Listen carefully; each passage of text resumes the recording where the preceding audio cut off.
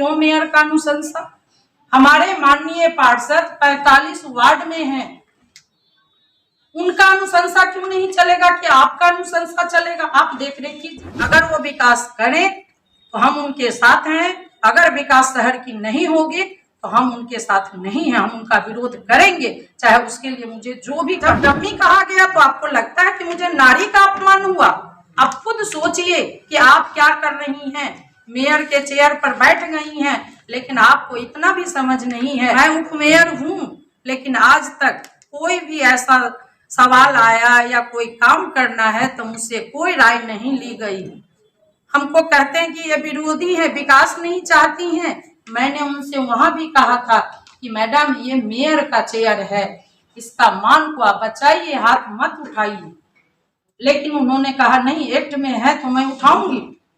बहुत उनके पति हवाला देते हैं कि मैं क्रिया खाने को तैयार हूँ, हम खुद नारी हैं।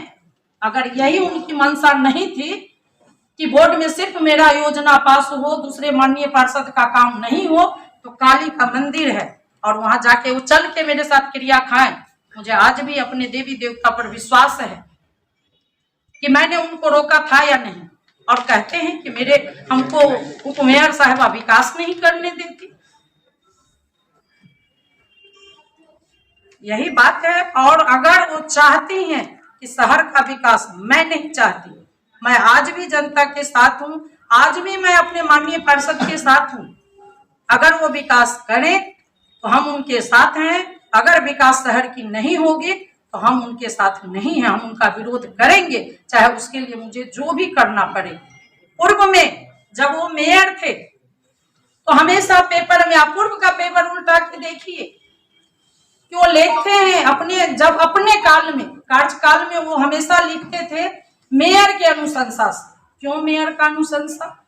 हमारे माननीय पार्षद 45 वार्ड में हैं, उनका अनुशंसा क्यों नहीं चलेगा कि आपका अनुशंसा चलेगा? आप देख रेख कीजिए कि ये योजना होनी चाहिए और अच्छे ढंग से हो।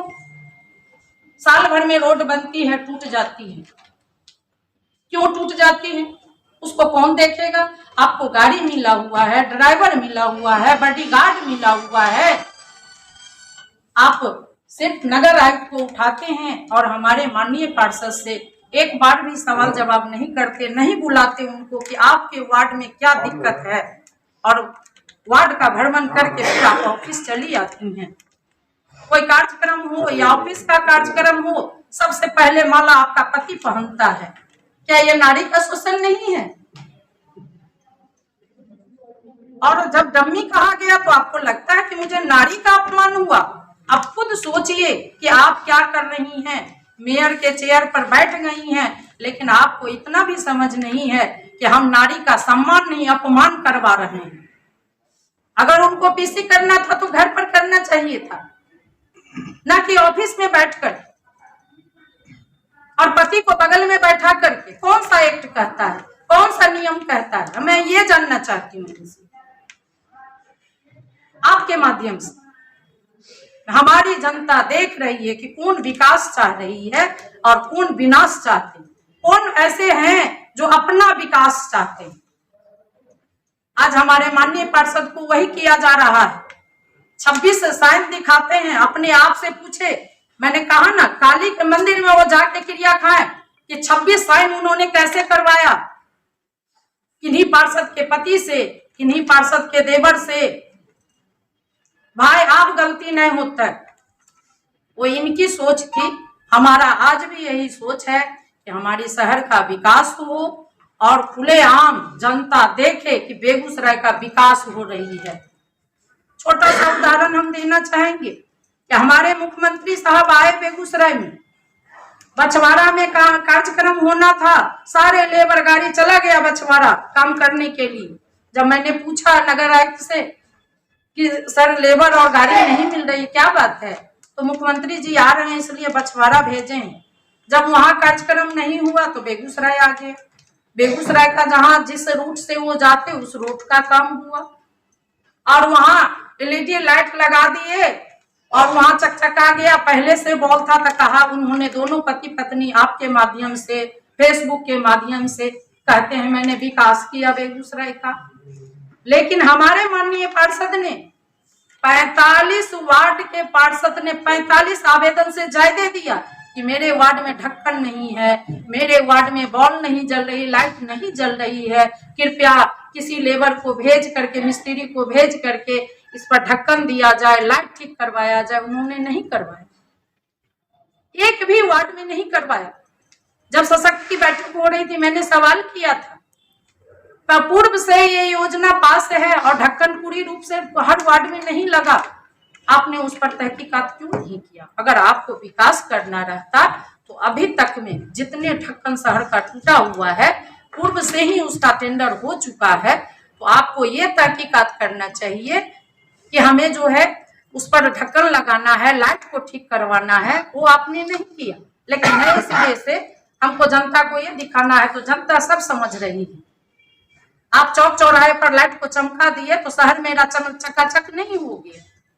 हमारा गांव, हमारा जो मोहल्ला है, जो अंधेरा है, यहाँ तो शहरवासी, दुकानदार वासी सभी अपना अपना लाइट लगाते हैं, लाइट नहीं रहती है, जनरेटर की व्यवस्था करते हैं, इन्वर्टर की व्यवस्था करते हैं, लेकिन जो हमारा मोहल्ला है, जो अंधेरा है, वो आपको नहीं दिखा।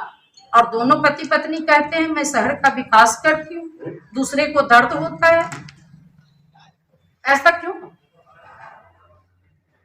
और जब जब मैं खेमा बनाना नहीं चाहती, अगर मेरा ये मनसा होता तो जिस तरह इन्होंने बोर्ड को अपमानित करके चली गई यहाँ से, मैं उसी दिन पीसी कर करके दूसरे दिन मैं आपसे कहती कि इन्होंने ऐसा अपमान हम सभी माननीय पार्षद को किया है, बिना वोट स्थगित किए हुए चली गई हैं, और ऐसा कोई नियम नहीं है कि बिना एजेंडा रहते हुए आप वहां से चली जाए।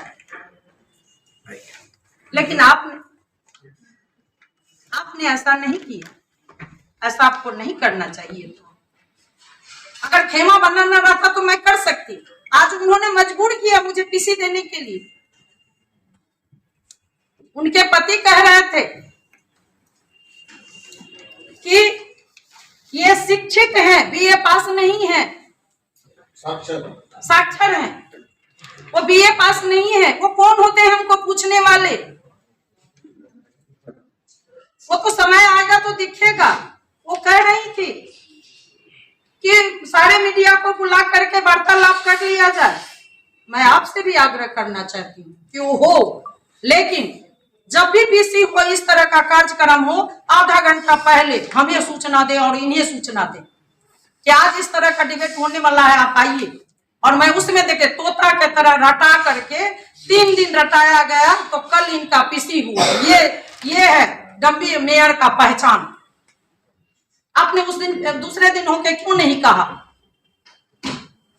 2 महीना पूर्णे को है और एक भी हमारे माननीय पार्षद को कोई मान सम्मान नहीं।